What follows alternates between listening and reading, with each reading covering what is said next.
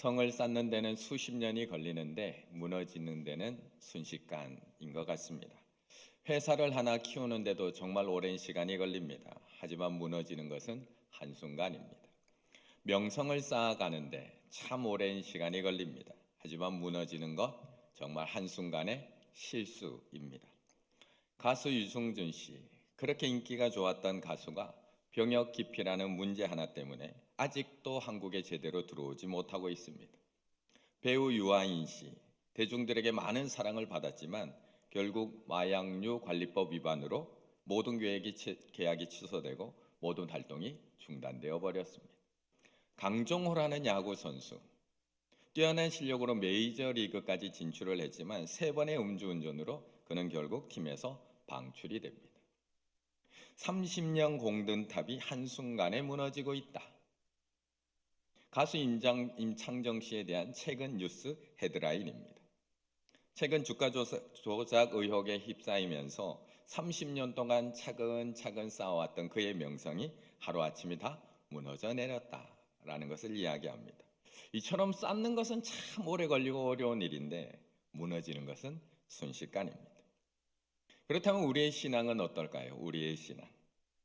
30년, 40년 신앙생활 잘해 오셨는데 쌓기는 참 어려운데 무너지는 것은 한순간일 때가 참 많습니다. 40년, 50년 신앙생활 참 잘해 오셨는데 영원히 무너지지 않으면 참 좋겠는데 때로는 금방 무너져 내릴 때도 있습니다. 오늘 본문에 보면 그렇게 잘 쌓아왔던 것이 한순간에 무너지는 것을 우리에게 보여줍니다. 1절의 말씀 먼저 읽겠습니다. 1절입니다. 그날 모세의 책을 낭독하여 백성에게 들렸는데 그 책에 기록하기를 암몬 사람과 모압 사람은 영원히 하나님의 총회에 들어오지 못하리니. 아멘. 아멘. 주전 586년 결국 예루살렘이 멸망하고 이스라엘 백성들은 온 곳으로 흩어지게 됩니다. 바벨론으로 대부분 포로로 끌려갑니다. 그리고 그때부터 140여 년이 지난 어느 날 페르시아의 수상궁에 술 맡은 관원장으로 있었던 느헤미야에게 소식이 들려옵니다. 예루살렘이 처참히 파괴되고 무너졌다는 슬픈 소식, 안타까운 소식이 들려옵니다. 그 소식을 듣고 느헤미야는 울고 또 울면서 하나님 앞에 기도합니다. 결국 느헤미야의 그 안 좋은, 안색이 좋지 않은 얼굴을 보고 아닥사스 왕이 그에게 왜 그렇게 얼굴이 안 좋냐라고 묻자 느헤미야가 용기를 내서 이야기를 하고 예루살렘 총독으로 갈 것을 허락받게 됩니다. 그렇게 시작된 예루살렘 기환, 4개월이라는 긴 시간을 거쳐서 예루살렘에 도착을 합니다. 폐허가 된 예루살렘에 도착. 그리고 그곳에서 느헤미야는 패배감으로 가득 차 있는 이스라엘 백성들과 함께 무너진 성벽을 쌓습니다. 그리고 동시에 제사장 에스라와 함께 절망감에 사로잡혔던 이스라엘 백성들 그 무너진 믿음도 다시 세워가기 시작을 했습니다. 쉬운 일이었을까요? 어려운 일이었을까? 우리가 지금까지 쭉 느헤미야 13장을 살펴봐서 알지만 너무나 힘든 일이었습니다. 외부적으로는 대적들의 공격들, 이방 민족들의 위협과 협박과 고소가 이어집니다. 외부적인 적만 있으면 그래도 나은데 내부적으로는 귀족들과 지도층이 시기와 질투로 느헤미야를 험담하고 온갖 루머를 퍼뜨리기 시작을 합니다. 더불어서 이를 적극적으로 도와야 될 제사장과 레위인들도 사마리아인들과 결탁을 해서 매수가 돼서 자신의 배, 자신의 이익을 채우기에 급급합니다. 얼마나 절망적인가요? 하지만 느헤미야는 이러한 상황 속에서도 결코 포기하지 않았습니다. 그리고 과감하게 모든 문제들을 하나하나 풀어가기 시작을 합니다. 그리고 무너진 예루살렘 성벽을 하나하나 쌓습니다. 그리고 망대를 세우고 문을 달고 지금까지 불가능해 보였던 이 모든 일들을 단 52일 만에 성벽을 완성하게 됩니다. 그런데 이스라엘 백성들의 마음 그리고 믿음을 다시 쌓는 일은 그리 쉬운 일이 아니었습니다. 성벽 쌓는 일은 시작한 지 52일 만에 완공이 됐는데 무너진 이스라엘 백성들의 믿음을 다시 쌓는 일은 그렇게 쉬운 일이 아니었습니다. 하지만 느헤미야와 에스라는 포기하지 않았습니다. 그리고 그들에게 말씀을 읽어주기 시작을 하고요. 말씀을 가르치기 시작을 합니다. 그러자 이스라엘 백성들도 말씀을 읽고 또한 들으면서 회개하기 시작을 하고 하나님 앞에 자복하기 시작을 합니다. 말씀을 읽고 회개하고 말씀을 읽고 회개하고 그 기간이 무려 12년. 무려 12년. 12년 동안 느헤미야는 이스라엘 백성들의 믿음을 회복시키기 위해서 온갖 노력을 다했던 겁니다. 그리고 그 과정을 통해서 무너졌던 이스라엘 백성들의 믿음도 하나하나 다시 회복하기 시작을 합니다. 하나님이 우리를 버리셨다고 생각했는데 그게 아니었구나. 그걸 알게 되면서 다시 믿음이 회복되기 시작을 합니다. 우리가 다시 믿음을 회복하고 하나님 앞에 돌아가기만 하면 하나님도 우리 민족을 다시 이렇게 세워주실 거야 라는 믿음이 생기면서 다시 하나님 앞에 돌아가기 시작을 합니다. 그렇게 해서 다시 세워진 예루살렘 성벽과 이스라엘 백성의 믿음, 그 기쁨의 낙성식이 바로 앞에 있는 12장에서 나오고 있는 겁니다. 그리고 오늘 13장 1절부터 3절로 그 낙성식이 마무리되고 있는 겁니다. 1절, 그날 모세의 책을 낭독하여. 그날이 어떤 날이냐? 바로 이 낙성식을 하는 이 기쁨의 날, 그날 12장에 연결되고 있는 겁니다. 그 낙성식의 날에 모세의 책을 낭독하여 백성에게 들렸는데 그 책에 기록하기를 암몬 사람 모압 사람은 영원히 하나님의 총에 들어오지 못하리니. 그 모세 오경에 나오는 율법을 낭독하자 이스라엘 백성들은 그 말씀을 듣자마자 실천합니다. 3절이 이렇게 마무리됩니다. 3절로 넘어가시면 백성이 이 율법을 듣고 곧 섞인 무리를 이스라엘 가운데서 모두 분리하였느니라. 이렇게 믿음의 실천으로 이어지고 있는 겁니다. 말씀을 듣고 회개를 하고 그 말씀을 실천을 하고. 지금 이스라엘 백성들의 믿음이 얼마나 많이 회복되었는지를 한눈에 보여주는 말씀이 1절부터 3절입니다. 분명히 이스라엘 백성들은 하나님 앞에서 결단하고 약속했습니다. 하나님, 안식일에 장사하지 않겠습니다. 이방인들과 결혼하지 않겠습니다. 주일 성수, 헌금 생활 철저히 하겠습니다. 약속했습니다. 그리고 그 약속대로 실천하고 있는 겁니다.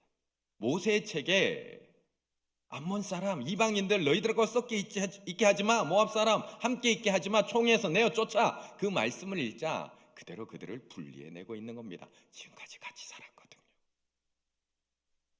이렇게 회복된 이들의 믿음과 열정 계속 지켜낼 수 있을까요? 12년 동안이나 느헤미야와 에스라가 계속해서 노력해서 말씀을 들려주고 회개해서 쌓아온 이 믿음 얼마나 오랫동안 지켜낼 수 있을까? 4절과 5절의 말씀 한번 읽어보겠습니다. 4절 5절입니다. 이전에 우리 하나님의 전에 방을 맡은 제사장 엘리야십이 도비아와 연락이 있었으므로 도비아를 위하여 한 큰 방을 만들었으니 그 방은 원래 소재물과 유향과 그릇과 또 레위 사람들과 노래하는 자들과 문지기들에게 11조로 주는 곡물과 새 포도주와 기름과 또 제사장들에게 주는 거제물을 두는 곳이라. 아멘. 그런데 그렇게 오랜 기간 12년 동안 예루살렘의 총독으로 있던 느헤미야가 페르시아로 다시 돌아가게 되었습니다.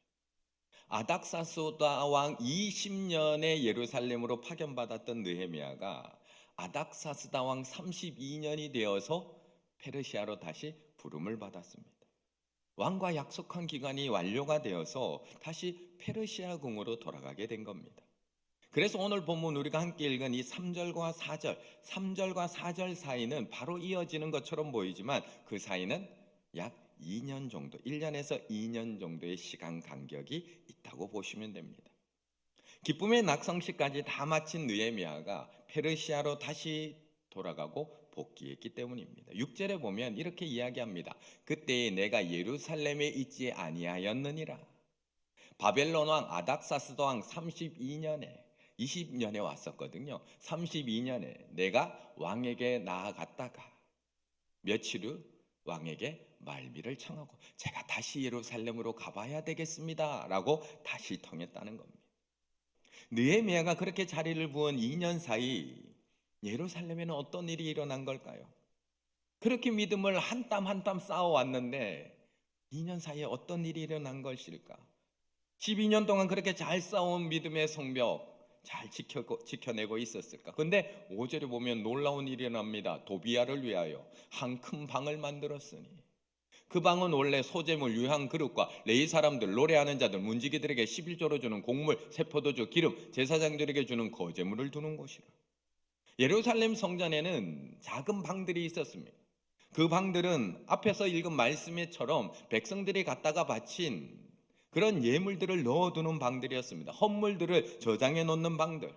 성전을 섬기는 레위인들, 제사장들, 노래하는 자들에게 줄 물건들을 넣어놓는 곳, 성전을 운영하는 그런 예물들을 잘 저장해 놓는 공간이었습니다. 그런데 이 거룩하고 깨끗해야 될 이 성전 골방에 지금 도비야가 들어와 있는 겁니다. 도비야가. 이스라엘 대적에서 성벽 쌓는 일을 끊임없이 방해하고 협박하고 죽이려 했던 암몬의 족장 도비야가 그 방 한 칸을 차지하고 있는 겁니다. 분명히 1절에서 암몬과 모압 족속을 내어 쫓았는데 5절에 와서 족장이 큰 방을 하나 차지하고 있는 겁니다. 그런데 정확하게 읽어보면 도비야를 위하여 한 큰 방을 만들었으니, 그냥 교회에 있는 이 작은 방 하나 내어준 게 아니라 그 도비야를 모시기 위해서 방을 2개를 터서 3개를 터서 큰 방 하나를 만들어줬다는 겁니다. 여기 와서 살라고. 지금 이런 일이 일어나고 있다는 겁니다. 아니, 누가 이런 일을 저지를 수 있는 걸까요? 누가 예루살렘의 성전에다가 대적을 위해서 큰 방을 하나 만들어서 내어줄 수 있는 걸까? 성전과 백성들의 신앙을 책임지고 있었던 대제사장 엘리야십, 그 제사장 엘리야십이 도비야를 위해서 성전에다가 큰 방을 만들어줘서 내준 겁니다. 돌아온 느헤미야, 얼마나 충격이었을까요? 그런데 이들의 신앙이 무너지면 여기서 끝이 아닙니다. 대제사장의 신앙만 무너졌을까요? 10절에 보면 내가 또 알아본즉 레위 사람들이 받을 몫을 주지 아니하였으므로 그 직무를 행하는 레위 사람들과 노래하는 자들이 각각 자기 밭으로 도망하였기로. 느헤미야가 각처에 살고 있던, 흩어져 있던 레위인과 노래하는 자들을 찾아서 예루살렘에 데리고 오기 위해서 얼마나 노력했는지 모릅니다. 그런데 느헤미야가 없는 2년 사이에 다시 다 제자리로 돌아간 겁니다. 레위 사람들과 노래하는 자들이 각기 자기 밭으로 도망하였기로. 느헤미야가 없는 동안 느헤미야가 회복해 나왔던 그런 성전 헌금 11조, 첫 예물, 감사 헌금 하나도 하지 않았다는 겁니다. 도비야가 그 큰 방을 차지해서 그걸 다 착취했다는 겁니다. 그러니 먹고 살 길이 막막해진 레위 사람 노래하는 자들이 자기 집으로 도망가는 게 아니라 일을 해서 먹고 살아야 되니까 자기 밭으로 다 도망갔다고 표현해 놓고 있는 겁니다. 이렇게 무너져 내린 겁니다. 여기서도 끝이 아닙니다. 16절, 또 두로 사람이 예루살렘에 살며, 또 두로 사람이 예루살렘에 살며 물고기와 각약 물건을 가져다가 안식일에 예루살렘에서도 유다 자손에게 팔기로. 안식일에 장사 안 하기로 했잖아요. 이방인들 다 내어 쫓았었잖아요. 안식일에 아무리 장사가 잘 돼도 하나님의 뜻, 하나님의 명령에 따라 안식하면서 모든 것의 주인은 하나님입니다라고 고백하며 살기로 약속했잖아요. 이방인하고 장사, 물건 사고 팔지 않기로 약속했잖아요. 그런데 또 두로 사람이 예루살렘에 살며, 이방 사람들이 들어와서 살면서 장사하고 있다는 겁니다. 아직도 무너짐이 끝나지 않았습니다. 13장에는 23, 24절, 그때에 내가 또 본즉 유다 사람이 아스돗과 암몬과 모압 여인을 맞아 아내로 삼았는데 그녀의 자녀가 아스돗 방언을 절반쯤 하여도 유다 방언은 못하니. 이방 여인들과 결혼 안 하기로 했잖아요. 통혼 안 하기로 약속했잖아요. 하나님 앞에 서명까지 하면서 하나님 앞에 맹세했잖아요. 그런데 느헤미야가 없는 사이에 다시 통혼이 이루어지고 있었다는 겁니다. 그런데 더 심각한 것은 무엇이냐? 그 자녀들이 자기 나라 말을 못하고 있는 겁니다. 아스돗 방언은 하는데 이방인들 말은 하는데, 왜요? 이방 여인이니까. 엄마가 가르쳐주는 말을 따라하면서 이방 방언은 하는데 유다 방언, 이스라엘 나라 말은 못하는 겁니다. 이 얘기는 무엇이냐? 하나님의 말씀을 들을 수도 읽을 수도 배울 수도 없는 상태가 되었다는 겁니다. 애들이 어떻게 이럴 수가 있을까요? 그래도 느헤미야가 에스라가 12년 동안이나 눈물로 기도하며 모든 것을 다시 회복시켰는데, 아무리 느헤미야가 자리를 비웠다고 해도 어떻게 이렇게까지 한순간에 무너질 수 있을까요? 아무리 이 기간에 에스라가 죽었다고 해도 어떻게 이렇게까지 제자리로 돌아갈 수 있는 걸까? 제가 느헤미야 13장을 쭉 읽다 보니까 어렸을 때 배웠던, 어렸을 때 많이 불러주었던 아이들 동요가 한 곡 떠올랐습니다. 모두 제자리, 모두 제자리, 모두 제자리. 애들 장난감 갖고 놀면 다 제자리에 갖다 놓으라고 항상 불러주었던 그런 동요입니다. 모두 제자리. 아니 어떻게 이렇게까지 모든 것이 제자리로 갈 수 있었을까요? 성전 문제, 헌금 문제, 안식일 문제, 통혼 문제, 그렇게 하나님 앞에 결단해 놓고 약속해 놓고 어떻게 모든 것이 이렇게 원래 제자리로 돌아갈 수 있었을까? 2년 후에 예루살렘으로 돌아왔던 느헤미야, 이 광경을 보고 얼마나 놀랐을까요? 물론 느헤미야도 조금 느슨해졌을 거라고는 예상했을 겁니다. 하지만 이렇게까지 완벽하게 원래 자리로 돌아갔을 거라고는 생각하지 못했을 겁니다. 그래서 예루살렘에 들어온 느헤미야가 이 원래 자리로 그대로 돌아간 이 모습을 보고 화가 날 수밖에 없었습니다. 8절의 말씀 같이 읽습니다. 8절입니다. 내가 심히 근심하여 도비아의 세간을 그 방 밖으로 다 내어 던지고. 아멘. 2년 만에 페르시아로 돌아온 느헤미야, 성전에 들어서는 순간부터 충격에 휩싸일 수밖에 없었습니다. 아니 그것도 어떻게 성전에서부터 이렇게 무너질 수 있을까? 어떻게 성전에서부터 내가 믿고 모든 것을 맡겼던 이 대제사장부터 어떻게 무너져 내릴 수가 있을까? 분노한 느헤미야는 그 큰 방에 들여놓았던 이 도비아의 물건을 다 밖으로 내어 던집니다. 8절 9절, 내가 심히 근심하여 도비아의 세간을 그 방 밖으로 다 내어 던지고. 마치 예수님이 성전을 청결하게 하듯 다 뒤집어 놓습니다. 명령하에 그 방을 정결하게 하고 하나님의 전의 그릇과 소재물과 유향을 다시 그리로 돌려 놓았느니라. 느헤미야는 여기서 낙담하지 않습니다. 다시 또 개혁을 시작합니다. 모두 제자리로 돌아가 있는 이스라엘 백성들을 보면서 포기하지 않습니다. 역시 사람은 고쳐 쓰는 거 아니야. 사람은 골라 쓰는 거지. 희망을 가졌던 내가 바보지. 내가 12년 동안 바보 같은 짓만 했지. 내가 이 사람들 뭐 변화시킨다고 안 될 사람들 포기하고 돌아서는 것이 아니라 모두 제자리로 돌아간 이스라엘 백성들을 다시 하나하나 책망하면서 또 변화시키고 있습니다. 첫 번째는 도비아를 내어 쫓고 성전을 깨끗하게 하고요. 두 번째로는 다시 제자리로 돌아가 있는 헌금과 11조 생활을 꾸짖고 다시 시작하게 만듭니다. 그게 11절 12절. 내가 모든 민장을 꾸짖어 이르기를. 이제 민장을 꾸짖습니다. 하나님의 전이 어찌하여 버림받았느냐 하고 곧 레위 사람들을 불러 모아 다시 제자리로 세웠더니 이에 온 유다가 곡식과 세포도주와 기름에 11조를 다시 가져다가 곡간에 때림으로 헌금을 또다시 개혁하고 있습니다. 세 번째로는 모든 민장을 꾸짖었던 느헤미야가 이번에는 안식일을 지키지 않는 백성들을 보면서 모든 귀족들, 귀인들을 꾸짖고 있습니다. 17절, 내가 유다의 모든 귀인을 꾸짖어. 또 꾸짖고 있는 겁니다. 제자리로 돌아가 있는 귀인들을 꾸짖어서 그들에게 이르기를 너희가 어찌 이 악을 행하여 안식일을 범하였느냐. 안식일 범한 것 또 꾸짖고 있습니다.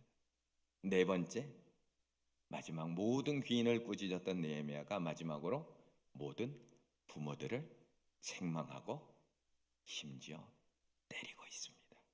25절, 내가 그들을 책망하고 저주하며 그들 중 몇 사람을 때리고 그들의 머리털을 뽑고 이르되 너희는 너희 딸들을 그들의 아들들에게 주지 말고 너희 아들들이나 너희를 위하여 그들의 딸을 데려오지 아니하겠다고 하나님을 가리켜 다시 맹세하라 하고 이렇게 꾸짖고 있는 겁니다. 이렇게 우리를 꾸짖고 있는 겁니다. 이렇게 우리를 책망하고 있는 겁니다. 다시 제자리로 돌아가 있는 우리를 포기하지 아니하시고 오늘도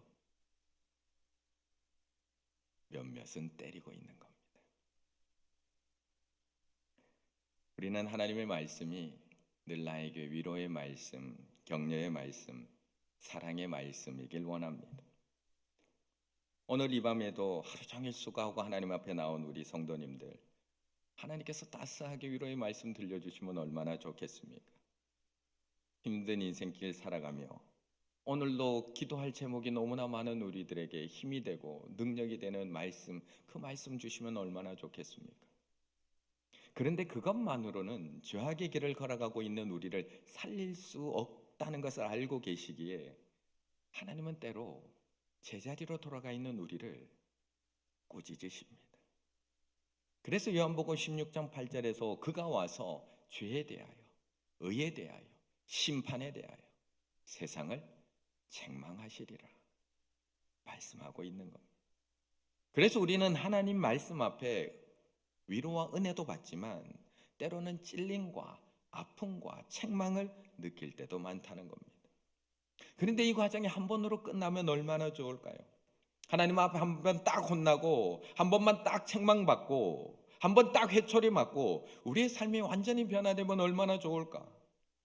그런데 우리의 삶도 한번 가만히 돌아보면 2024년을 시작한 지 3개월이 지나고 있는 우리의 삶을 한번 돌아보면 우리의 삶이 이스라엘 백성들보다 크게 낫지도 않다는 겁니다. 우리도 매일 회개하고 돌아선다고 고백하지만 모두 제자리, 모두 제자리, 모두 제자리에 가 있을 때가 너무나 많습니다. 그런 나의 모습을 보게 됩니다. 하나님 앞에 변화하겠습니다. 하나님께 이렇게 회복하겠습니다. 이렇게 바뀌겠습니다. 라고 고백하고 약속하지만 또 제자리로 돌아가 있는 우리들. 왜 자꾸 제자리로 돌아가 있는 걸까? 이것은 우리 일반적인 본성입니다. 인간은 본능적으로 변화를 회피합니다. 인간의 뇌는 본능적으로 변화를 싫어합니다. 그래서 이렇게 한번 해보자 하면 다 싫어하는 겁니다. 그냥 하던 대로 하지. 익숙한 대로 하고 싶은 겁니다. 결혼 승진과 같은 긍정적인 변화, 새로운 도전조차도 우리를 불안하게 만든 겁니다. 그래서 결혼을 앞두면 모든 아내들이 불안한 겁니다. 변화가 두렵기 때문에. 익숙한 습관을 버려야 하거나 가까운 지인과 멀어지거나 자긍심을 느꼈던 직업을 포기하는 것은 더더욱 어려운 일입니다. 건강이 나빠지고 마음이 약해지고 몸과 마음의 변화가 일어난 것, 그 변화조차도 우리를 힘들게 만든다는 것. 우리가 잘못된 습관 끊겠습니다. 만나던 친구 만나지 않겠습니다. 쉽지 않다는 겁니다. 왜요? 변화가 싫기 때문에, 불안하기 때문에. 매일 즐기던 취미 끊는 거 쉽지 않다는 겁니다. 주일 성수하겠습니다. 헌금 온전히 드리겠습니다. 쉽지 않다는 겁니다. 막상 변하려고 하면 변하지 않으려고 하는 본성, 죄의 본성이 있기 때문에 늘 제자리에 갖다 놓는다는 겁니다. 그래서 우리는 매일매일 점검받아야 됩니다.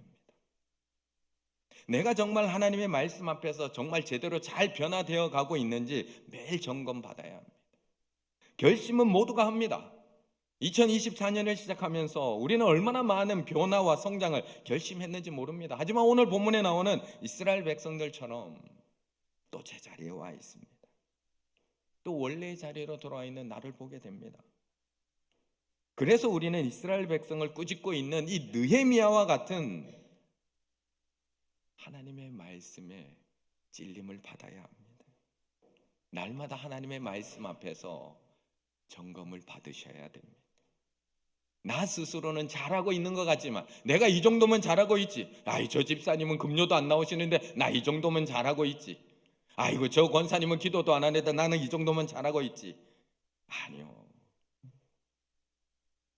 나 스스로 잘하고 있는 것 같지만 원래의 자리로 돌아가 있는 것은 없는지 성령이 조명해 주시는 그 말씀으로 날마다 나를 점검 받으셔야 됩니다. 하나님의 말씀대로 내가 정말 잘 지켜나가고 있는지, 정말 하나님 앞에서 약속한 대로 내 기준으로 타협하고 있는 것은 아닌지, 주신 말씀대로 내가 순종하며 살아가고 있는지 우리는 그 말씀의 기준으로 날마다 점검 받아야 된다는 겁니다. 그래서 말씀은 위로와 은혜만 있는 게 아니라 디모데후서 3장 16절 17절 모든 성경은 하나님의 감동으로 된 것으로 교훈과 책망과 바르게 함과 의로 교육하기에 유익하니 이는 하나님의 사람으로 온전하게 하며 제자리로 돌아가지 말고요 모든 선한 일을 행할 능력을 갖추게 하려 함이라 말씀하고 있는 겁니다. 지금 어느 자리에 와 계십니까? 믿음 안에서 계속 성장하고 성숙한 자리로 가 계십니까? 아니면 오늘도 원래 제자리로 돌아가 계십니까? 매년 결단은 하고 시작을 하는데 올해도 여전히 제자리 걸음하고 계십니까? 결단만으로 사람 변하지 않습니다. 한 번의 순종만으로 사람이 완전히 변하지 않습니다. 왜냐하면 사람은 끊임없이 죄의 자리로 돌아가고자 하는 죄의 본성을 갖고 있기 때문에 그렇습니다. 그렇다면 매주 느헤미야의 꾸짖음으로 나를 점검해 보셔야 합니다. 하나님의 감동으로 된 말씀과 교훈과 책망으로 나를 점검하셔야 됩니다. 아니요, 매주가 아니라 매일 하셔야 됩니다. 매일 아침마다 하나님의 말씀 앞에서 오늘 하루 이 하나님의 말씀대로 살아가기로 결단하셔야 됩니다. 그리고 매일 저녁 내가 하루를 그 결단했던 하나님의 말씀대로 살았는지 그 말씀 앞에서 때로는 아프고 찔리겠지만 나를 점검하고 때로는 꾸짖음 받고 때로는 책망받고 계속 나를 점검하며 돌아보며 하나님의 온전한 자녀로 변화되어 가야 될 줄로 믿습니다. 오늘 이 밤 저도 위로의 말씀, 약속의 말씀만 전하고 붙들고 기도하자고 하면 얼마나 좋을까요? 하지만 하나님께서 원하시는 것은 우리가 이 땅에서 잠깐 위로받고 잠깐 격려받고 다시 제자리로 돌아가 있는 삶이 아니라 지금은 아프지만 지금은 찔리지만 매일매일 하나님의 말씀으로 점검받고 하나님의 온전한 자녀가 되어서 하나님께서 예비해 놓으신 하나님의 그 모든 축복을 받아 누리시는 우리 충혈의 가족들 다 되시기를 간절히 바라겠습니다.